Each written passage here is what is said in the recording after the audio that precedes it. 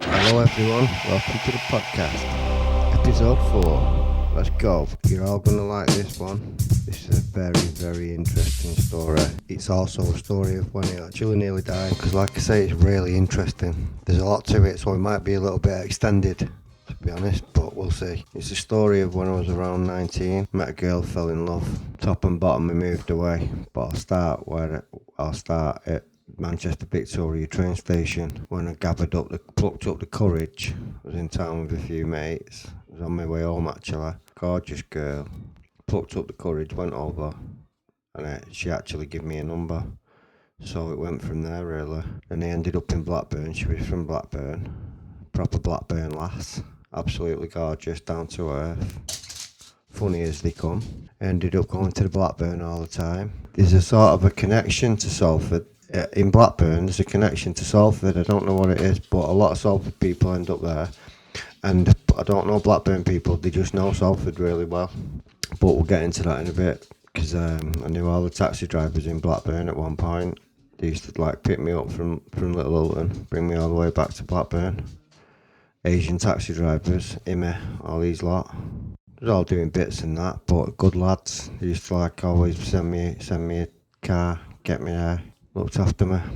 They even let me, I'll be honest, sometimes I got in the cars with a gun, because sometimes I had to take a gun there, because my girlfriend's ex, he was a bit of a big timer in Blackburn. Yeah, so he was in Walton jail for murder. Like I say, he shot someone at the back door or something at a gaff in Blackburn. But bully as well, big fucking bully. So you know what bullies get. But yeah, just had to watch my back at that time, because we was always out in Blackburn as well. But it was good times, so I had to sort of look after myself.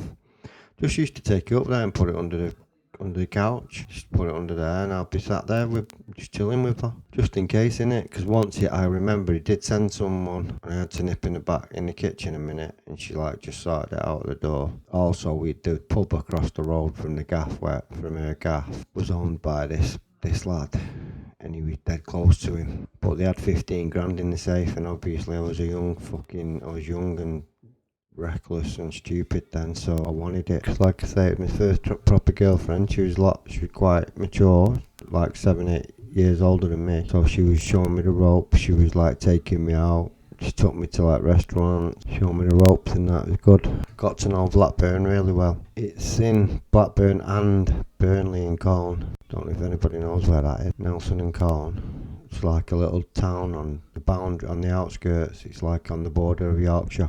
But it's a proper inbred place, I'm telling you. I had loads of trouble when we moved there. We moved to a place called Norway House. It's like a big block of apartments right in the middle of Colne. When we used to go out there, we used to end up going out in the pubs and that. And there wasn't many pubs, and it was like American Werewolf in London, where they, do you know what I mean? Yeah, I was from Salford, so the way I dressed, the 110s and trackies and fucking what have you.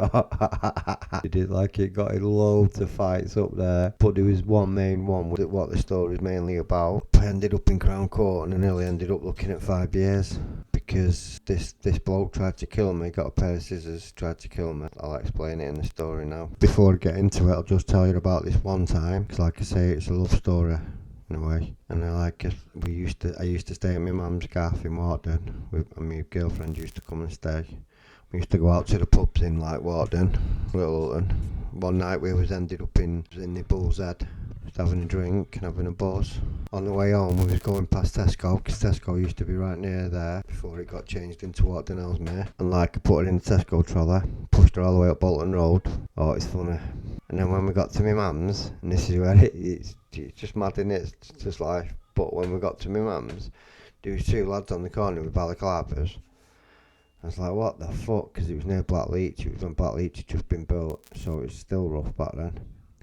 And 2 lads on the corner with balaclavas. I don't know what the fuck they was doing. I can't remember now, but I was pushing her in the Tesco trolley.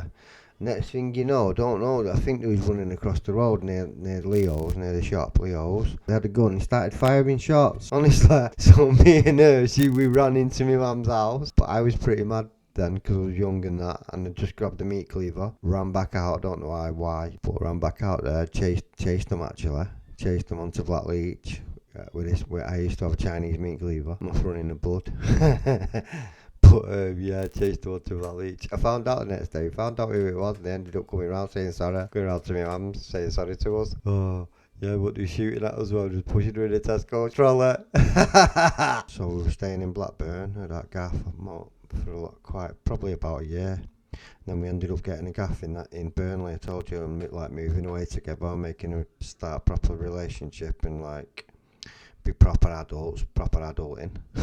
Tried to settle down, but when you're in your 20s, it's hard to settle down. Life moves fast. So we met a lot of good, decent people, but also fucking loads of idiots. He ended up fighting with a lot of lads. One time I was fighting with one lad and his dad outside the apartments. A well-known family around the area, obviously hard men. Anyway, I must have got into it with the younger one. He got his dad, so his dad fucking grabbed me by the throat. I was only a young pup, you know what I mean? I was only young then, about 20, 21. The Monaghan's, I think it was called. Probably still around now. Bullying people, fucking bullies. But met some real top people, real good sort of people. Big Dan, top lad, still speak to him to this day. Friendship for life. Carl and Annette. Carl, had loads of good times with Carl. Annette was my girlfriend, mate, best friend. So it was sometimes we used to go as a four. Go out and go do stuff together. But it was good times with Carl. He was an alcoholic. He's clean. He's in recovery now. He's teetotal. But back then we used to drink. I used to drink a lot as well. Obviously, had some top times with Dan. Amazing.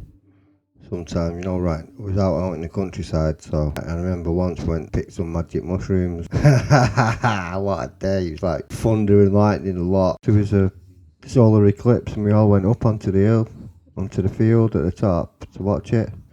Really good times. Didn't know it back then. All these Paul Prader. What a guy. He was from Bradford or Leeds. The most broad, common Bradford accent you could ever get. Leeds, I think it was. Most broad Leeds accent. Really funny. He probably thought that about mine as well. They always used to take the piss out of mine, obviously. Manx in Salford has always get a piss took. Not as bad as Scousers though, are they? Is it? We used to go in the pub, we used to always go and watch football. That's how we used to get into fights and stuff as well in the pub. We'll be playing pool or watching United. We'd always end up fighting with the lads. It was Crown Hotel pub. Oh, amazing. Food in there, still remember it to this day. Oh, gorgeous. Still remember the lasagna. Absolutely spot on. That was in them days when food was proper. Really good pub. Dan, what a guy, Big Dan. Salt of the earth, mate, out of gold.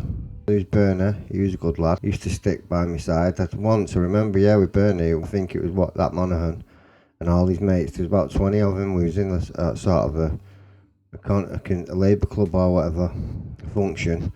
He was all there, all the lads from the area. I was just with Bernie. It was just me and him. But I remember because they used to always be getting in trouble, I used to always carry on batons, police baton, extendable. And that's all I had that night. And they all started. They was going to fucking fill me in. Probably I would have ended up dead that night as well, tell you. Because there was about 20, 30 of them. And they all kicked off. It kicked off in there. Me and Bernie ended up getting outside, getting on our toes. I was couldn't leave Bernie, he was a bit slow, so I was waiting for him. And then I had to just stop and if I wouldn't have done this, maybe he would have got us and maybe would have ended differently. But I just stopped and I started swinging the baton in the middle of the road, swinging it at him, at about 4 or 5 of them who was there. And they all backed off, it backed him off a bit, and then I just started running again, got up with Bernie. Ended okay, really. Well, that's the whole fucking town of lads, that. I was never seen so many. And Bernie had the balls to stick with me, you know what I mean? I'll always respect him. Some good people, it is what it is, isn't it? It's you get the good and you get the bad. But it was really some good pubs in them days. It was in the days that everyone used to just go to the pub watching the football and that. Don't really do it anymore. Still a bit, but not as bad then. It was everyone did it every weekend. So we was in the apartments. And across the road, it's a cobbled road outside, it's a 4-storey apartments this, on the Norway house. And then on the front, it was the main road with a load of shops on, and then a restaurant underneath. That was where Carl and Annette lived on the corner. 4 stories up. They lived on the second floor, we lived on the top floor. The restaurant was downstairs underneath them. Carlo's it was. Oh, Italian restaurant, honestly. Some of the I tell you what, saying it now, I've not had food that nice since then. No, that's how good the food was. I'll always remember it. I was only young. That Carlos is probably still there. Probably it's not as obviously won't be as good as it was back then. But yeah, so we lived there, and like the apartments. Then across the road, it had some sort of like 3-story house things, masonettes or whatever it is, and then one big house in the corner, which was attached to a stone build, like a big church, a big stone church. Old stone church or school or whatever it was. Really nice building. That was like a 5-bedroomed. This family lived there. Jeff and Eileen, proper fucking hillbilly family. Lad, they had about 5 or 6 kids. And this Jeff was about 6 foot, about 38 at the time, but massive, big giant. In the apartments, we had this like caretaker guy called Al. The one who used to sign everybody up to the gaffs and that. He had these like his fucking little storage office at the bottom. You used to hear him shuffling about, cleaning and fucking. You could hear him, he's a right nosy bastard. He used nosing outside the door, creaking, because they always, or in the hallway, it always creaked. But it's like one of the American apartments where all the front doors are like, it's inside and you go down a corridor and that's all the front doors. So it was really good. We knew the couple downstairs, we knew everybody who lived in the building and that. It was a bit of a community. It's alright. Oh, nosy cunts. Gay lad underneath, what was he called now? Adrian. Yeah, hey there, everybody knows him from Cold. Wonder if he's still about. So yeah, this Jeff and Eileen lived across the way. Like I said, it was right across. Their sort of bedroom was a bit further, like 30 foot away from our bedroom and our living window, because we was on the top floor. So like it was like facing it in a way, facing this big old building, this big old church or school. It's really nice, really amazing building. Okay, so this is where the story really gets going. Probably more or less starts here. So this Jeff and Eileen lived across the way. Eileen was alright. She was alright. Used to let onto her and that. My girlfriend used to just take the piss. She had like pegs for teeth and what have you. Proper hillbilly, proper inbred. But like I said, she was alright. That Jeff, he was just fucking weird. You used to see him just walking about on his own and that, going to the pub, or I think he used to drink a lot. He was in the Foreign Legion. Right, so the story is more or less, it was Christmas Eve and we was all having a few drinks. It was about 12 o'clock at night. Midnight, just started celebrating, playing music. My cousin was there, Leighton, a couple of other mates. Carl and Annette was probably in and out, and we was just chilling, having some drinks, playing music. You know me, I play my music loud, I like to feel it. We was all just enjoying ourselves, had the music quite loud. And that fucking Jeff used to moan, and he was like, this night, I don't know, but I remember he didn't like us playing loud music. But anyway, what happened is we was all just getting on with our night. There's a knock on the door, and I goes to and answers the door, and it's Jeff, fucking big Jeff. Like, what?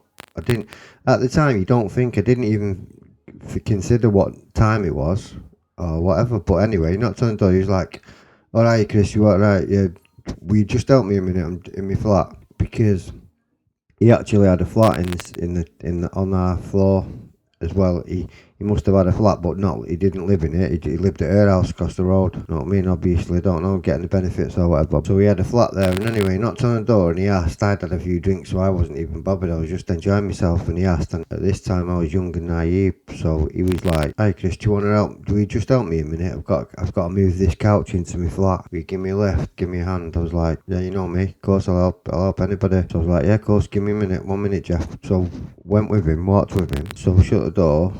I don't think I told anyone I was going. I was just shut the door and went out, and then followed him. And we went like, there's a doorway. You go through some doors and then walk further up the corridor, and then Izzy's on the left. It was like next door but one, but you have to go through a corridor before you get to his gaff on the left hand side as well.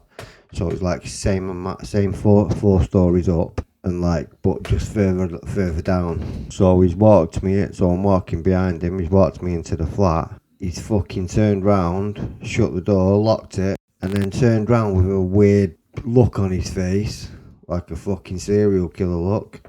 and went, you fucked now, aren't you? I've got the key. And I was like, and yeah, these doors were really big, thick fire doors, do you know what I mean? No way you're getting out of it. So I actually thought about jumping out the window. I realised, thought, it's 4 stories up, no chance. So there's no way out really. It's just like sort of face it. Like I say, it flashed through my mind, like if he lets me out of here, he's dead. And I was only small. At the time, like I say, 19, early 20s. So I was like, I didn't go to the gym or anything. So he grabbed hold of me. He was like, I was like, oh, what the fuck? So he grabbed hold of me, grabbed me up against the wall, just strangling me against the wall. Can't remember what he was saying now. And then he let go, walked into the kitchen. We was like in the hallway. The bedroom was on the left hand side, and there was a doorway here on the right hand side where you walked in, and then there was a bit of a living room, and then another doorway on the right where you walked into the kitchen. He just walked into the kitchen, walked back out, had a pair of scissors in his hand, big fucking scissors. I was like, oh my god! Obviously, you can guess what was going through your mind. So anyway, he grabs hold of me again, sort of drags me into the bedroom, like grabs me by the sort of the collar, the chest, and like kneels over me, like pushing me down kneeling over me and pushes me down onto the bed. Then he gets the scissors, pushes me right down. I can't remember what he was saying now, but I was like, Jeff, what you doing? You're alright. You and Eileen, you're alright, do you know what I mean? Like trying to just, I don't know, get myself out of the situation. And then he was leaning down and he got the scissors, honestly, he put the scissors right down and I could feel them on my eyeballs. The end of the scissors was touching my eyeballs. I was like looking up, I was like, and I had one of them things what you see on them fucking programs, and it was like, he didn't kill me. So at that moment, that very moment, I was like, he's not gonna fucking do it. I don't know. I just had this sort of flash, knowing he's not gonna do it. So I was like, I wrestled him off me, pushed me, like got him off me. I was like still trying to talk to him. I don't know what I was saying, and I thought, all I was thinking, obviously I didn't say it, but I thought, as soon as you let me out of this flat, you are dead. I thought, don't let me out. If you let me out of this flat now, that's going to be the end of you. So anyway, I don't know what happened, but then I just like pushed him off, got him off, backed him off, and then he opened the door, obviously let me out, and I just went back in. I was in shock, really, in a way. I was in a lot of shock still. For a minute, I didn't say anything, and then after a minute, I thought, right, I'll tell my girlfriend what happened. And then she was like, what? And then like everybody's like, what? And then I was like, I had to tell everybody. So I told everybody. Then it all started kicking off then a bit. Then I was like I said, I grabbed my meat cleaver. I usually have a meat cleaver in the kitchen drawer. I grabbed the meat cleaver out. Leighton was there. He grabbed like a stick. Whoever else was there grabbed something. I had some CS gas. I had some pepper spray. So I got the pepper spray out. Got the pepper spray out the drawer. I went running back down there. Leighton was following me and whoever else was there. And I went over, knocked on the door, banging on the door, telling him to get out here. And he was like, you come to the door dead slow, open the door. And like, I was just like, wanted to attack and sprayed the pepper spray. It was a really windy day. The CS blew back into my eyes. I couldn't see anything. So I was like, and he was like about 4 steps up to his doorway. You know, one of them, like where it raises up and then get to the door. So I was like, at the bottom, trying to like swing me meat cleaver and get him while I couldn't hardly see. And I let him was like throwing his stick and we were just trying to get him out of his doorway. And I think he sort of come out of his doorway. He had some sort of baseball bat, I think. But then I couldn't know. He went back in then, shut his door and went back in and everything calmed down for a minute. And I think we went back in and then a little bit later, my mate Clarker, he was from Manchester. His mum lived on the same floor as us, a bit further down, Rita. Really close to her. She was alright, Rita and Tony. Tony was from Cheetham Hill. Good couple. Like Jamaican Tony, and I think, and Rita was just like a Salford girl. Salford woman. Clarky was known in Cheetham Hill as well. He was like schizophrenic, but he was a good lad. Anyway, he come back a bit later on actually, and he was like, just come to join in and have a party with us and enjoy himself. And then he was like, seeing what happened. Like he was a bit mad, like I say, he was from Cheetham Hill as well, he's fucking crazy. He just went storming over there, I don't know whether he got a weapon or anything, he was just like banging on the door, telling him to get out. But this Jeff, he actually opened the door, come out, he had some sort of pickaxe, I think it was like a pickaxe handle, bigger than a baseball bat. He started coming out swinging it, he actually swung it, and then what happened is someone must have phoned the police, and what happened is at that very moment the police was turning round the corner, turned into the street, shone the front lights of the headlights of the car onto them two, and that's when he just swung the bat, whacked Clarky right round the head. Clarky like stumbled, went over to the railings, grabbed onto the railings. We was all like in the doorway and just don't know what we was doing. The police pulled up, stopped it all. That Jeff went back in his house, and then the police sort of come in and started trying to sort everything out. I can't remember what happened after that. This is where it gets interesting. So everything sort of calms down because the police are there. So everyone goes back in, gets away from it all. He gets arrested. Oh, I think he gets arrested that night. But then the next morning, we get up the next morning and see him fucking walking back from the police station, walking in his house. So I was like, what? And you won't believe it, this is where it all gets, like I say, it gets good. So, see him walking in his house. Later that day, Southside the police are. Later that day, I was just in the gaff, chilling, knock on the door, buzz on the buzzer, because it was a buzzer. There was buzzers outside at the bottom. And the buzzer answered the intercom phone. Hello, there's no one there. Knock on the door, and then the phone rings. And when I pick up the phone, there's no one there. Then there's a knock on the door, and I go to the front door, look out the car, it's the police. Open your door. So I open the door, police come in, arrest me. Take me to the police station. Like I say, I was young and naive. I had not really been in trouble at this time either. Not properly. So they took me to the police station, locked me up. It was like, kept me in for 3 days, arrested me on Friday, and then kept me in all the way till Monday, because they arranged it so I'd be in court on Monday, and then it just got adjourned anyway. Like, they kept me 3 days, and then while I was in there, they just, like, oh, it was horrible. I didn't know anything, so I got a duty solicitor, and I just, actually, because I was so young and naive, gullible, I just told the truth. So I went in the interview and just told the truth and said what exactly happened. Not realising that this statement will be used against me, and that's what nearly got me the jail sentence. Sunshine, because I had to take guilty through all that. Then it ended up going to court. Like I said, it ended up in Burnley Crown Court, and I had like top barristers on. Honestly, at the time. Some of the best barristers in the country, and I had one of them. And I can just remember that I used to always have to go to Burnley to the solicitor. And when we was in court, and I remember having to go to court, and he was there, and because I was young as well, full of testosterone, I just wanted to fucking kill him when we was in court. And then did the court case. Can't remember it all properly now. I had a top barrister, like I said, and he got me off. What they did is, they did some sort of deal where if I pleaded guilty, we wouldn't have to go to jail, we wouldn't have to do custody sentence. And Al Layton, he was my priority at the time, because he was only 15 and he would have been going to young offenders, and that probably would have been the end of him, because he was already a little villain, honestly. So I took the guilty plea, and knowing, obviously you heard the story, so knowing full well I wasn't guilty, because what they did is they got all the charges together, they used the statements, they got statements of him and his missus and all the neighbours and all sorts, and they built up this case against me. And it was like, then they sort of said incited a riot. It was one under a riot, which carries pretty heavy sentences. It was public disorder, firearms offences because of the CS gas, and meat cleaver for weapons. And then it's like a sort of public disorder in the street, so it carries quite a heavy sentence, up to 5 years, and that's what I would have been looking at. So I took the guilty, and then that was it. So then Leighton wouldn't have been in trouble, and we all could just go home.